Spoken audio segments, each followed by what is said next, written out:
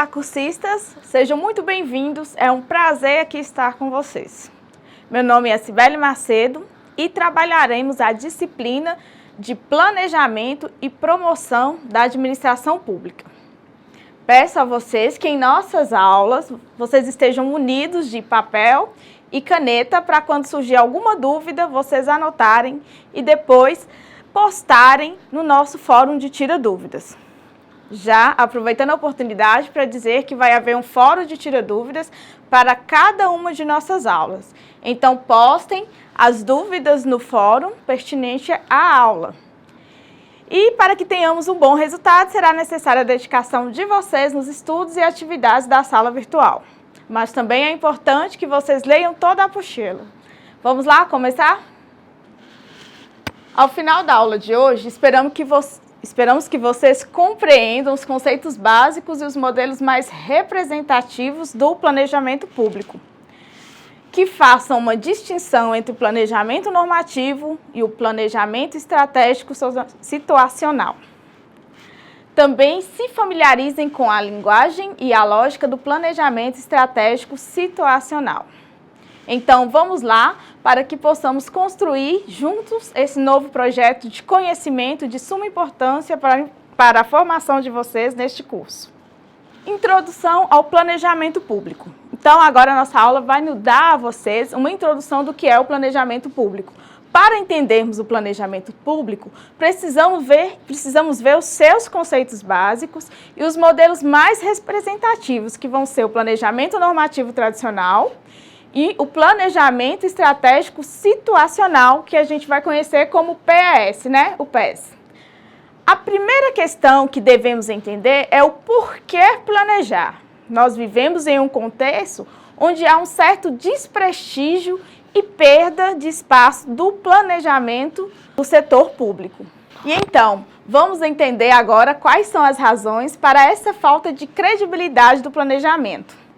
Para nos ajudar a fazer essa análise, teremos a contribuição de alguns autores, e um desses será o Castor e o Suga, que vai escrever em 1989, e levantam também quais são os pontos interessantes para que a gente reflita essa crise dentro do planejamento. O primeiro ponto é que existe uma distinção entre quem planeja e quem executa. O que leva, gente, é a separação entre as mentes e as mãos. E, frequentemente, a falta de compromisso daqueles que executam as atividades. Por que vai ter essa falta de compromisso? Porque eles não conceberam essas atividades. Então, geralmente, quem planeja não é quem faz. O segundo ponto, há uma mistificação do planejamento. O que é essa mistificação? É que as pessoas não veem o planejamento como ele deve ser. Então, o planejamento acaba como função de uma elite de técnicos altamente qualificados e, consequentemente, vistos como isolados do mundo real e propositores de ideias mirabolantes e inaplicáveis. Resumindo, o que acontece? A função de planejar muitas vezes fica na mão de uma equipe técnica que não conhece a realidade. E temos, então, um planejamento verticalizado, onde as ideias são expostas de cima para baixo, o que vai de encontro ao ponto anterior que acabamos de dizer, que quem pensa não executa. Um terceiro ponto é a separação entre as dimensões técnicas e as dimensões políticas, com uma pretensão suficiente das primeiras superversão em da última. O que quer dizer? A primeira sempre vem, né? Sempre tem mais atenção, enquanto que a política não tem. Há uma valorização dos aspectos técnicos, mas existe também uma falta de análise política em relação às ações de planejamento. O quarto e último ponto aponta para uma excessiva valorização da forma, com essa mistificação dos formulários e também as tabelas a serem preenchidas de tempos em tempos, de modo repetitivo e divorciado da realidade. Dinâmica que deveriam incorporar. O que acontece? Tem essa repetição, tem todo esse processo burocrático e não há dinâmica no processo. Existem muitos processos para que o planejamento seja executado e, como de praxe, no setor público, há uma burocratização desse processo. Voltamos a falar sobre os dois modelos de planejamento tradicional e o estratégico situacional, precisamos entender melhor o que temos por trás dessas duas vertentes. E com isso precisamos entender o processo de industrialização do país. Por quê? Porque é importante para que vocês apreendam como esse processo se deu e essas informações irão servir de base para o entendimento de outros aspectos importantes na disciplina. A primeira revolução industrial no Brasil se deu no governo Vargas. Investiu-se fortemente na criação da estrutura industrial. Gente, o que vai ser essa infraestrutura industrial? Vai ser principalmente a indústria de base e de energia, destacando-se a criação do Conselho Nacional do Petróleo, que foi criado em 1938, a Companhia Siderúrgica Nacional, de 1941, e a Companhia do Vale do Rio Doce, de 1943, e também a Companhia Hidrelétrica do São Francisco, em 1945. Isso aí a gente chama de uma primeira industrialização no Brasil. O segundo, que se chama de Segunda Revolução Industrial no Brasil, ocorreu após 1964, onde os governos militares retomaram onde os governos militares retomaram e aceleraram o crescimento econômico e industrial brasileiro. O Estado assumiu a função de órgão supervisor das relações econômicas. O desenvolvimento industrial pós-64 foi significativo, vai haver uma maior diversificação da produção industrial e o Estado assumiu certos empreendimentos como produção de energia elétrica, do aço, indústria petroquímica, abertura de rodovias e outros, assegurando à iniciativa privada as condições de expansão ou crescimento dos seus negócios. O que é que o governo está fazendo? Ele passa a dar estrutura para que a indústria privada possa evoluir dentro do país. Então, nesse período, houve uma grande expansão da indústria de bens de consumo não durável e duráveis com a produção, inclusive de artigos mais sofisticados.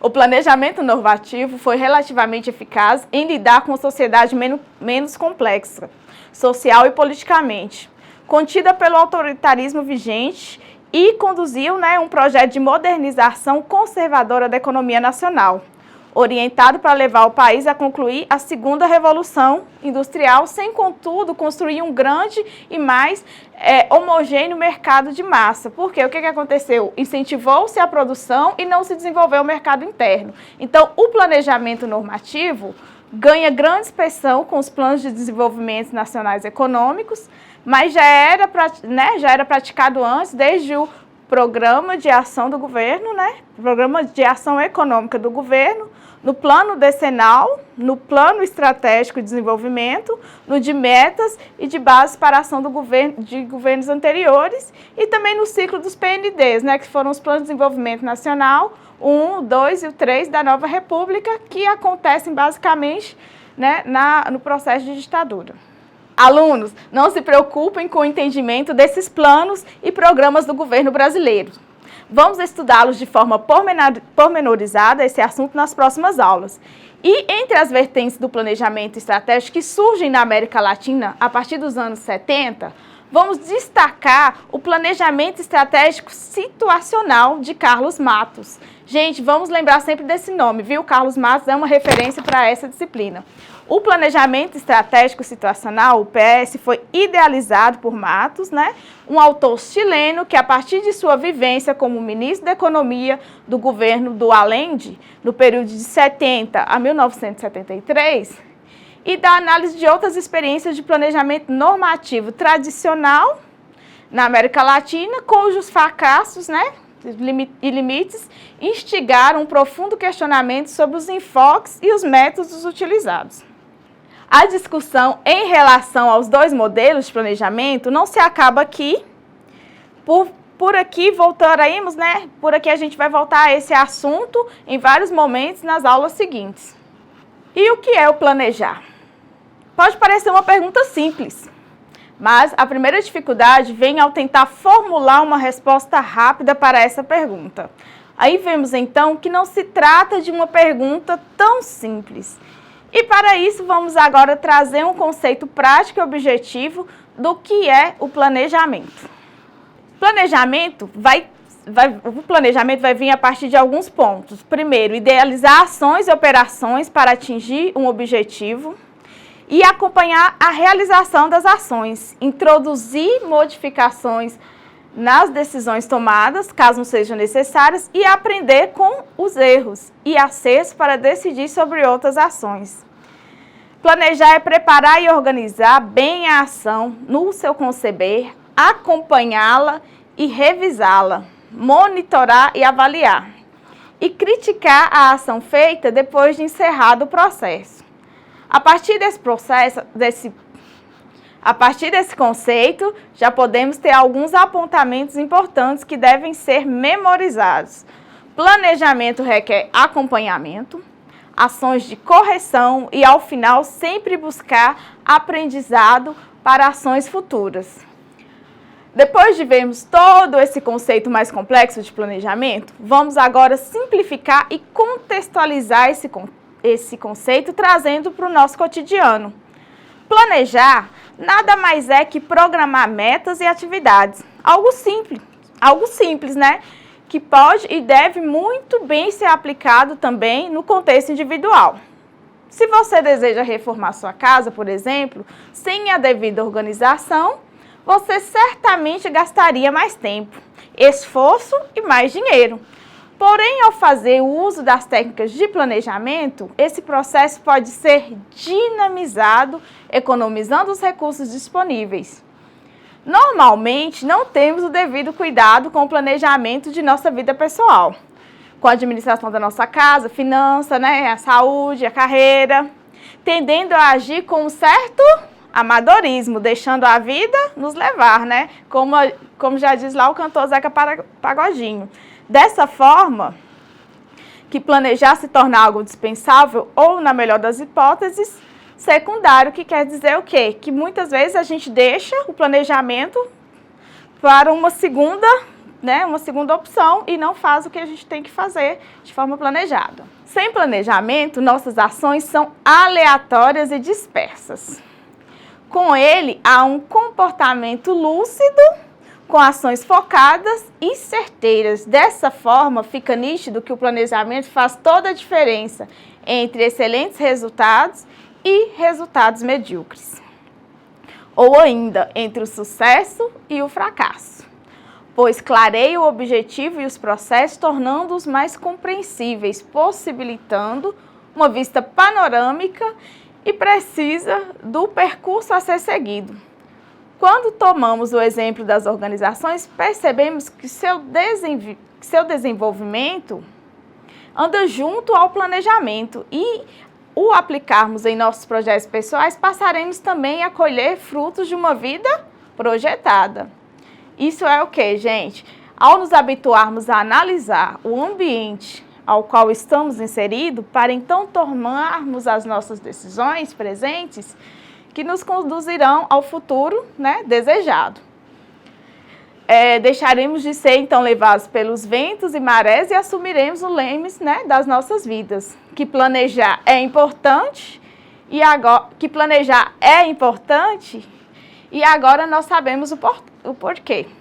Quando é preciso planejar? Quando tem um objetivo e quer alcançá-lo, quando temos diferentes pessoas ou organizações participando da ação, todos interessados ou pelo menos comprometidos na realização do objetivo em comum, quando há necessidade de compatibilizar um conjunto diversificado de ações, de maneira que os resultados se combinem para levar à realização do projeto comum, quando os objetivos são difíceis de alcançar, quando os recursos necessários são escassos, quando é preciso escolher prioridades e diferentes cursos de ação.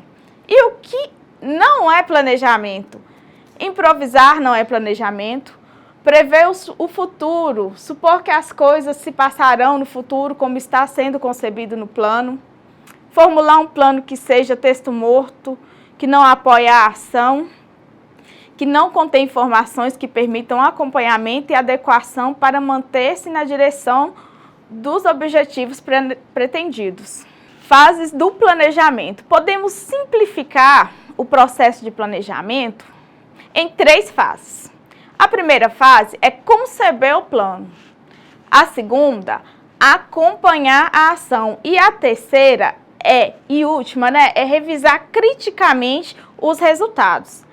Essas fases podem e devem realizar de modo concomitante em um processo ininterrupto.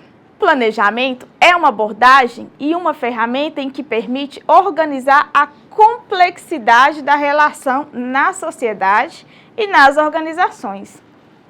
Ele deve contribuir para a criatividade, ser um sistema eficaz de tomada de decisões de modo consciente e reflexivo, resultando na construção intencional de ações. O planejamento é o cálculo situacional que relaciona o presente com o futuro e o conhecimento com a ação. Agora vamos falar do plano. O que vem a ser o plano? O plano é a expressão de um processo de tomada de decisão antecipada. A razão de ser do plano inclui reduzir as incertezas e as surpresas, guiar a ação até chegar à situação desejada e organizar os meios para atingir tal situação. A noção de plano pressupõe um conjunto de ideias, tais como previsão, organização, coordenação e esforços, como a gente já falou antes. O conceito de plano, portanto, vai nos trazer essa ação reflexiva e intencional de ações de preparação de instrumentos, com o objetivo de alcançar e produzir esse resultado. Com isso, nós já podemos, então, distinguir o que é plano e planejamento. Quando pensamos no futuro e nos preparamos para ele, traçando objetivos e metas, estamos fazendo o planejamento.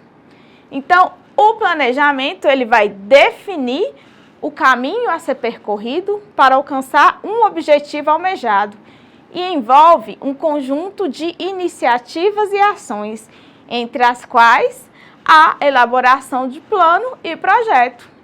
Características da concepção e apresentação de um plano. Para realizar a formatação de um plano, temos algumas características que fazem parte desse processo. Então, a gente vai organizar essas características em pontos.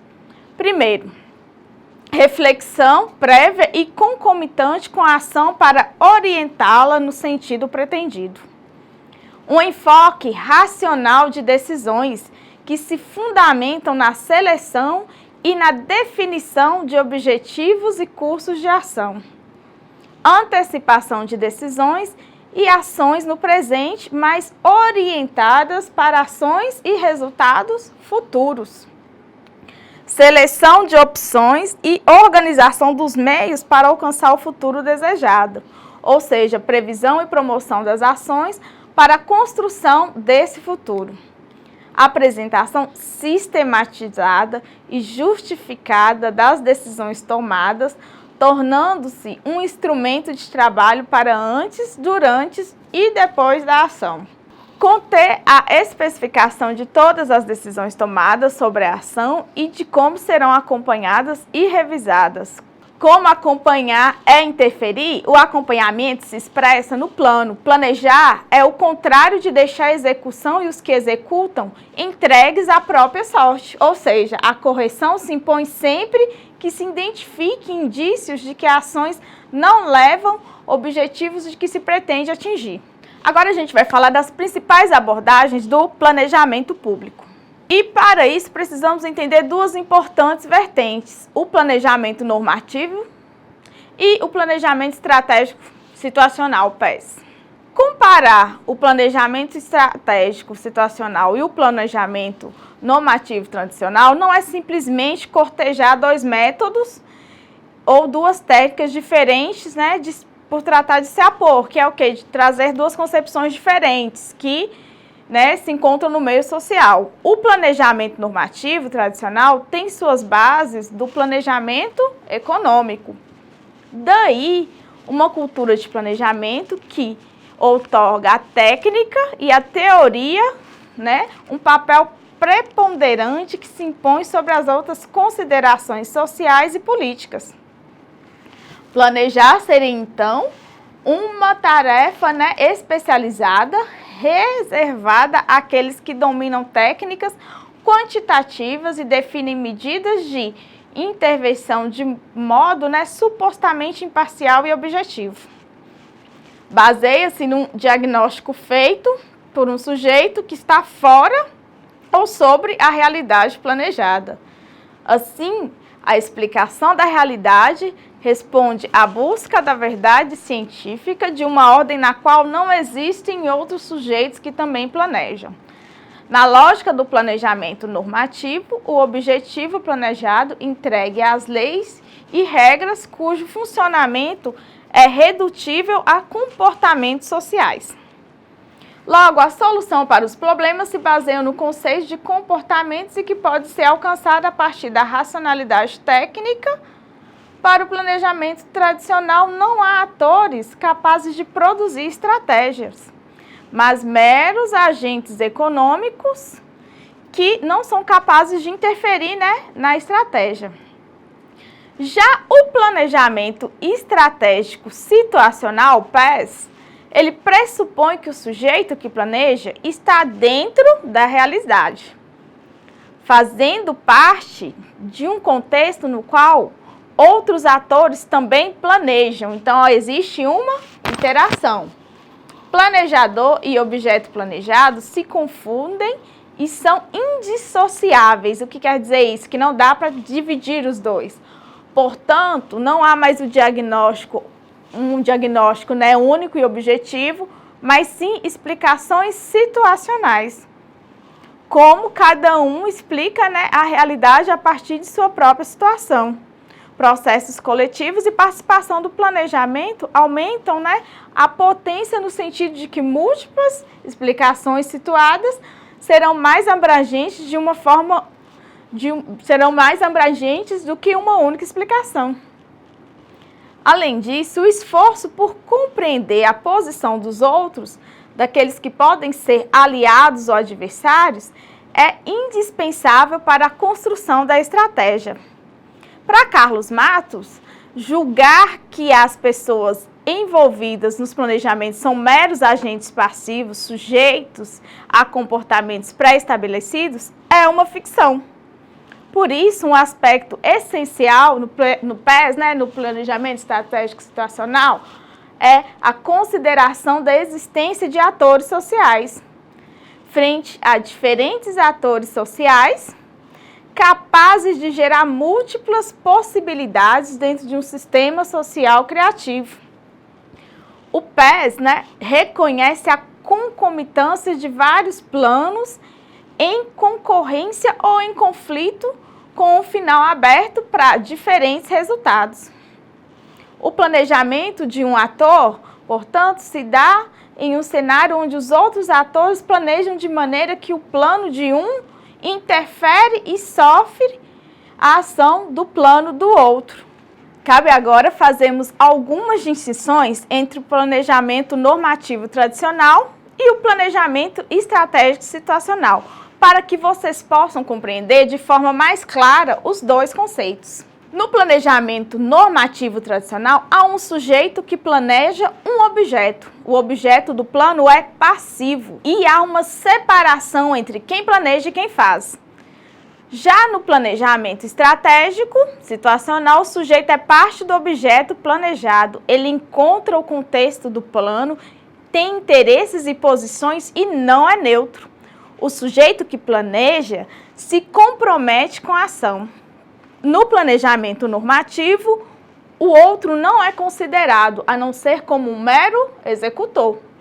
No PES, o outro participa. Há sempre uma relação entre os sujeitos. No planejamento tradicional, projeta-se o futuro a partir de um diagnóstico supostamente objetivo do passado. E no planejamento estratégico, trabalha com um conjunto de apostas a partir da explicação situacional dos atores sociais. No planejamento normativo, explicar é descobrir as leis que regem o sistema. No estratégico situacional, toda explicação é situacional, feita a partir da visão particular de cada autor. É importante que a explicação seja feita por múltiplos atores que compartilhem esses objetivos. Agora a gente vai falar um pouco da teoria da produção social. A teoria da produção social nos foi apresentada por Matos, que propõe explicar a existência real ou potencial de todos os produtos da ação dos seres humanos, dentro do conjunto desses produtos, onde basicamente apenas a natureza intocada pode ser excluída. Os bens e serviços econômicos representam apenas uma parcela particular disso aí. Matos é um autor preocupado com o homem de ação e particularmente com o homem em situação de governo. Toda a sua extensa produção teórica é marcada por esta questão central, como apoiar o homem de ação e ampliar sua capacidade de intervenção em uma realidade na qual a produção social se dá a partir de jogos interativos, indeterminados e de alta complexidade. Ou seja, aqui os valores, as ideologias e as instituições, as ciências, as teorias, os elementos políticos e a linguagem também são produtos sociais, formados a partir de diferentes recursos escassos, os quais podem ser acumulados e trocados. O ponto de partida de Matos é a identificação de um divórcio entre a política e a ciência, entre teoria e a prática, entre a capacidade de governo e a complexidade dos processos sociais. Trata-se da incapacidade das ciências departamentais apoiarem um homem de ação inserido em uma realidade concreta. Esse homem deve atuar em uma realidade que não reconhece os departamentos e as disciplinas criadas pelas universidades. Uma realidade que tampouco segue as leis da teoria social tradicional, caudatária das ciências naturais, que observam os objetivos, estudados desde fora, de modo que esses objetivos são aparentemente independentes. Esse tipo de explicação não reconhece a essência do jogo social, em que se insere o homem de ação, qual seja a complexidade objetiva e subjetiva da interação humana. Então, gente, a teoria da ação social malthusiana é fortemente marcada por uma situação de conflito externo. Quando da derrota de... A teoria da ação malthusiana é fortemente marcada por uma situação de conflito extremo. Quando da derrota de uma proposta democrática de socialismo, que foi do Allende lá no Chile, pelas forças conservadoras, por isso a estratégia é para Matos o modo de lidar com os outros jogadores em situações de objetivos e interesses divergentes e com circunstâncias conflitantes que cercam o jogo social. Mas, apesar dessa forte marca de sua trajetória, sua teoria da ação abre-se também para a ação cooperativa e para o acordo consensual. A partir de uma clara influência de Habermas, Matos propõe uma referência normativa para a análise do jogo social, que permitiria a ação humana sem barreiras e com igualdade de oportunidade para todos os jogadores.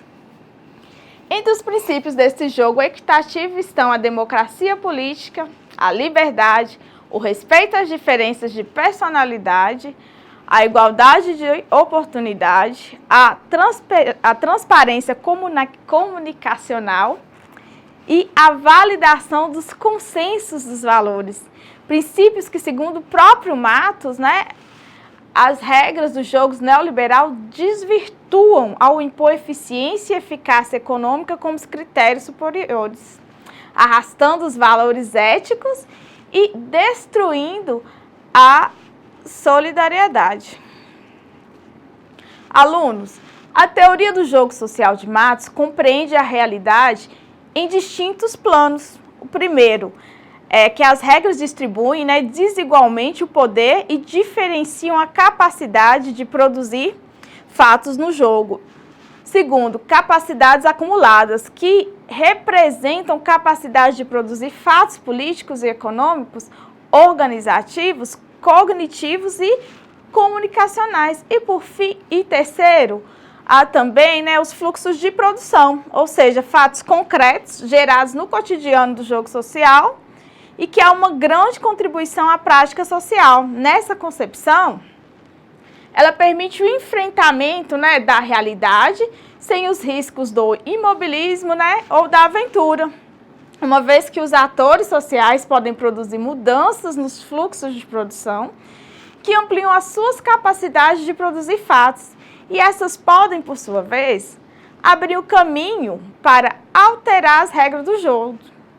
Então, para o autor implicado com a mudança em uma realidade adversa, significa o seguinte: toda mudança que é impossível hoje poderá ser realizada amanhã se fizermos hoje aquilo que já é possível.